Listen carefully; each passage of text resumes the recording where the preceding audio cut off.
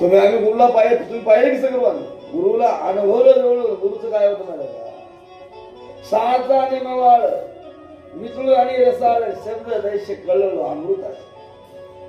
बोलण्यामध्ये मधुरता होती. प्रत्येकाविषयी कोणी भाव होता, प्रत्येकाला बाबा म्हणायचे का? कारण प्रत्येकामध्ये माझा भगवंत आहे.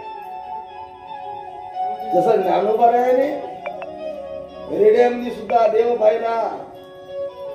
आणि वैशी पुत्रा मुखी बोलविनी श्रुती आणि चालविनी भिंती वैसोच्या.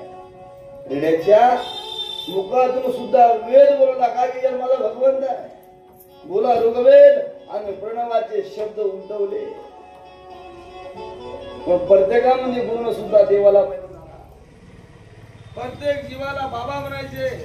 आणि कोण काही जरी म्हणलं तर शिलता करुणा प्रत्येक जीवावर दया सातत्यानं आहे.